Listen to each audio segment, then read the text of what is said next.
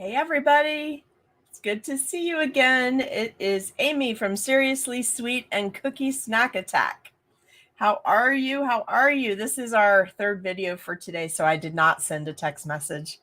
I didn't want everyone to be like out of their minds with text alerts from me today before we get to tonight's fourth video, which is the second part of Tutorial Tuesday. So if you didn't get a text alert, don't be concerned. I did not send one. It's probably going to get really noisy here in just a second because I think my husband just got home from work. I think I heard his truck and a few truck door out there.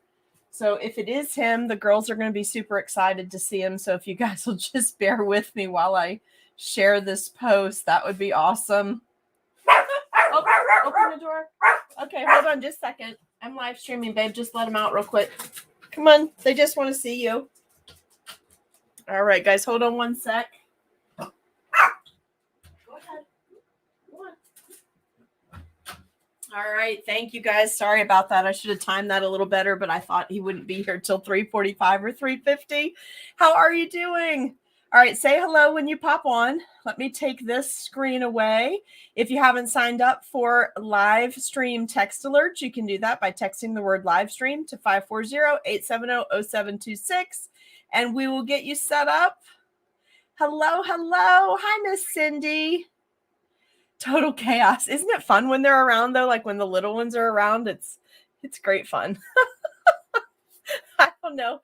Hey, how are you doing? So let me just make sure this is broadcasting. Broadcasting. It's one broadcasting. No, I'm just kidding. Sorry. Probably not funny. It is if you're the one broad that's doing it. Hey, Bobby, how are you? Hi, Nicole, how are you? So funny. Sorry, Cindy. I'm just losing it today. So I came back on because we're going to do I need to zoom out a little too. I forgot to reset the camera, but we're going to take a look at these Fondant Cutter plungers that I got in because I actually needed them for something. They didn't. I'm sorry, you guys. Like my humor's totally shot today. Maybe I'll be under control by tonight, but potentially not going to happen there either. So funny. All right, let me just make sure it's on my personal page too, because I like to be able to see if any of my friends are popping in with me. I'm trying to put it in so many places so that you can't miss it. All right. So this one, you watch anytime. You don't have to watch it right now, but I did want you to see it because this is something handy for seasons that are coming up, like Valentine's Day. Just off the top of my head here, thinking in order, Valentine's Day. Hold on. Valentine's Day, Mother's Day, Easter, like just right off the top of my head, you could use these. I think I paid $9.99. They were on Amazon. It was a bundle and it was all of these. Here's what I like about these. For cookies, I really try to keep, when I have to use fondant in particular, just straight fondant because of the time of year, which is springtime, like after Valentine's Day and Easter, then I have to switch back to 100% fondant embellishments because of the heat and humidity. So during those times of the year where something has to be straight, flat out fondant, I'm going to go ahead and put my gloves on so I don't forget and end up dyeing my hands. Oh, they did? They had your phone? Okay, so during those times of the year, I like to keep the fondant embellishments as small as possible, right? And use like a marshmallow fondant with it. So let me show you what came in the package. These were from Amazon. If anybody needs these, I'll certainly post them for you. I can post a link, which would be great. But let me just show you what comes in the thing. It was like, I think it was $9.99, and I'm a Prime member, so it was free shipping. So you get this cool set of 3 dogwoods. Okay, so here's the thing. You can use these to do cookies. And they come apart pretty easy so you can clean, because you don't want to use these for cookies and then assume there's nothing up in here and then put it up, because all kinds of bacteria can grow in there. So these come apart really easy if you do want to make like little cookies, okay? So that works too. And let me just show you, see, it just pops on there and in the little plunger. Thing I like about these is that for fondant, when I'm trying to make some flowers, I like these because they have the plunger, so it doesn't get misshapen. Like when I pop it out, it stays just like what I cut out. And if I have to use fondant anyway, then chances are I probably have worked in a little, come on guys, you can come over here and lay down. Come on, go ahead. I've probably worked in a little Tylose powder, so it'll harden up, right? But the dogwood came in this set, so there's 3 of those. All right, and then I just want to show you what was in here, because it was actually a really good buy. I've paid as much as $5.99 for a set of 3 of these before when I really needed a particular kind. And obviously some of these sizes are too big for cookies. But that should not stop you from using the little ones on cookies, right? And to get the little one, you almost always have to buy the triple sets. Here's another really pretty 5-petal. I wish this one, in case anyone's watching that has anything to do with this particular industry, I wish this one. This is beautiful and it's great for on cakes and cupcake toppers, but I wish they had one more size down in this shape, because see how it's like heart-shaped petals? This size in particular, later in the summertime, I'm going to show you how to do something with this and mermaid tails, but I wish they had one size down further to use on cookies. This is just still a little bit too big to do little flowers. And I specifically ordered these because it's too late now, they didn't make it in time, but I needed a couple of these itty bitty ones for a wedding dress that I was working on, a fancy wedding dress. And they didn't come in time, but this little teeny one was the one that I really, really needed. So I may do with something else, but you see this set has 4. So you see what I mean about how they have that one step down size. So I'm placing them in different areas around my work table here, because I'll be bagging them after I clean the 2 that we're going to use right now. I'll be bagging them so that each of the types stays together, because when there's this many and they're all floral, it's a nightmare to try to pull them out of your bin. All right, this one is really nice too, and it has 4, and the baby one is perfect cookie size. All right, so for those of you watching later, we're just going to do a little bit of demo work, but this one has 4 in the set, and this smaller size is perfect.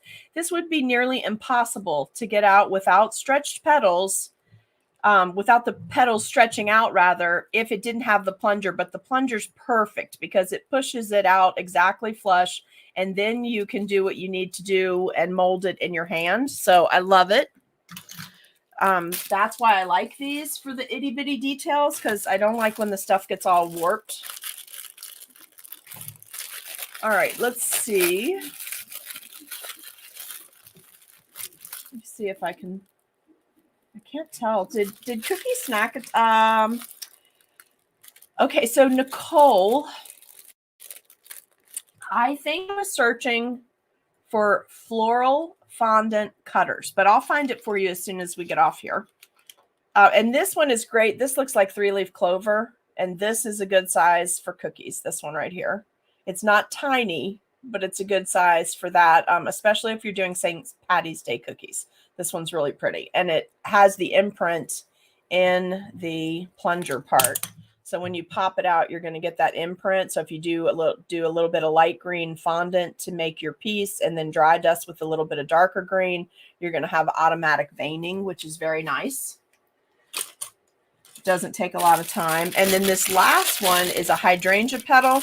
I'm going to make one of these today, but they don't have, again, this is a set of 3 that I wish was a set of 4, because the next one down would be perfect for cookies. But this one is great for cupcake toppers. You can use it with fondant, modeling chocolate, or a fondant modeling chocolate blend. And then these are great for cake toppers. These 2 over here are great. And this is a good size for cupcakes. So one size down, if this had been a 4-piece set, would have been perfect for cookies. But, you know, we can pipe the hydrangea cookie petals pretty easily with a star tip. So not so worried about that one. The one that I really wanted to use, it's getting harder to spread these out so that they stay separated so I can bag them in a little bit. But I just wanted to show those to you. All right, we're going to work on a piece of, I thought my parchment, my coated parchment would have arrived by now from Amazon, but no delivery today. So I have a little half sheet. Oh, sorry, sweetheart. Anna just came to visit for a minute. See if I was still in here or if I'd left her. So when I was going to use this on the, oh, and this is my microphone. That's what's popping up over here in the virtual background now that I've put this. I think you're just going to have to see it. Sorry about that. It's really close. Normally it doesn't show up. So maybe it'll go away for a few minutes. But I was working on a wedding dress cookie that I made. I hand cut it. I made a very full skirt for the cookie. So I had white set and ready to use. And this is fondant and modeling chocolate blended together because I needed to make the flowers ahead of time, but still have them be a little bit pliable. So this is blended, okay, which works really well. And I know a lot of you are going to catch this on repeat later. So if you have questions, this is not my normal time to stream today. I'm just trying to work in some videos so I can get some stuff off my work area. So if you have questions, okay to ask later, okay? So this is a blend of modeling chocolate and fondant. I'm going to color it so you can see how easy it is to color it. You going to? Okay. See you in a little bit? All right. Bye, babe. This is the goopy part at the top. I always like to use that if possible because it is thicker. It's got less moisture in it, so it doesn't make my fondant or my modeling chocolate as tacky. You can, if you want to get to a different color, you can, of course, squeeze some of the regular gel out. But I just like to do that. So initially, these were all going to be white. I didn't need to color it. But now I'm thinking I'm just going to put some of these bits up and save them for... Hey, girls, everybody back? Who's missing? Penny? Come on. Come over here, sis. Come on. I want to know where you are. Come on. Otherwise, you'll get in trouble. Get over there. Okay. Dad'll be back in a little bit. He'll be back. They're so funny. When he gets home from work, they like to run all over the place and play in the backyard. And then he usually has an errand or two to do after work. And once he's home, then they like camp out with him. Let's see, Courtney. Somebody asked me that yesterday. Okay, so I have made my own modeling chocolate before, and I used a video by Sugar Geeks. Liz Merrick at Sugar Geek has a great video on YouTube on how to make your own modeling chocolate. I don't make my own right now because I really like hot hands. I have really warm hands, and hot hands works great for me. So that's the one I've primarily been using, but I have made it before. It's relatively easy to do, and I would recommend it if you have to make a lot of it. So if you're going to be covering a cake or something like that in it. All right, so guys, all I'm doing is I just colored the fondant. I decided to go ahead and make these pink so that I can, and I'm making a lighter shade of pink because I'm going to paint and dry dust on these when they're totally set up. But I'm doing the pink just because spring's coming, so I know I'll use them up in the next few months if I want to use them in demos or something on our live streaming. So I just want to make sure the color is in there smooth. You can see it. I don't have any dots or anything like that. Everything's mixed in nicely. I have a baby roller here. I have this one that I really like, and then I have this one that I got off Amazon. Oh, no, not off Amazon. I'm sorry. I had to special order these. Where is that little guy? Well, I have two sitting here. Brooke Taylor, if you're watching, I have two things here that I thought I had sent to you already that I have not. She was going to try to use them in Isomalt and let me know how they work. Oh, so this is the one that came in a cookie kit recently. So I'm going to use the bigger one for today, but I like this one too, this clear acrylic one. You can see the size difference. So this is just an example of some of the things that come in the cookie kits that I put together and then sell for you guys, okay? So here's what we're going to do first. If I really wanted these to get super hard, then I could have added a little Tylose powder. I don't really need them to get hard. They're going to set up on their own because they've got the chocolate in it. So once the chocolate starts to set up a little bit more, they're gonna get a little bit harder anyway. What's nice about blending fondant and modeling chocolate together, and I'm going as thin as I can go to where I can't see through it. So I know I've gone too far if I can see through it. I don't want them that thin. But what's nice about blending it is it's going to stay soft in the middle, but get a little bit of a crust on the outside. So in those times of the year where you have to watch bagging embellishments with fondant or modeling chocolate on it, it still gets a little crust. So in most cases you can bag it still, but it's not hard when people eat it. That makes sense? So it gets a nice crust on the outside, but has that softness on the inside. So it's like having a little piece of candy, which is great.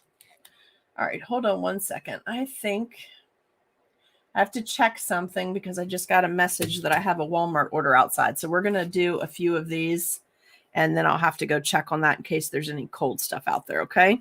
So I'm just basically pushing straight down on the fondant. I give it a little shimmy because I want the fondant to come out in the cutter. I don't want it to be here where I'm going to risk damaging it. And then it just comes out of the cutter using the plunger, which is why I love these. And then just really carefully, normally what I do, I have big gloves on today, so it's kind of hard for you guys to see.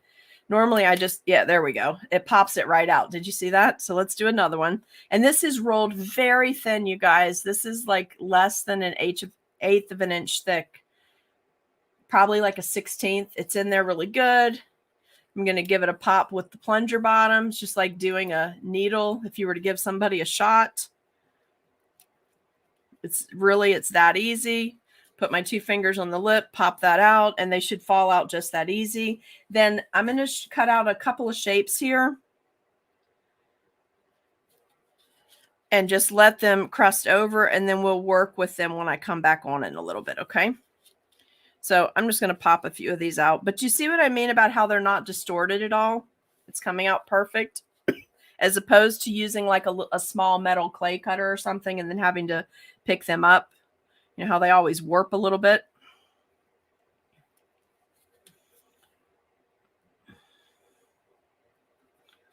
Okay.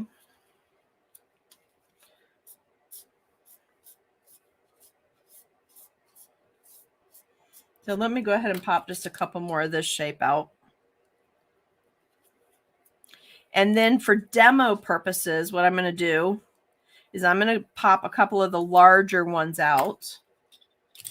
So I can show, it's easier to demo with the large ones. It's harder to see with these babies. So I'm going to pop a couple of these big ones out for when we come back in a little bit, okay? They'll be slightly crusted, and that way I can show you how I like to work with them. And same technique will apply in the smaller version. It's just not as easy to show you on camera. So let me find that one real quick. I want to pop a couple of those out. What did I do with that one? Nope. Let's see. Is that this one? No, that's this one. Okay, let's do a couple sizes in this multiple one.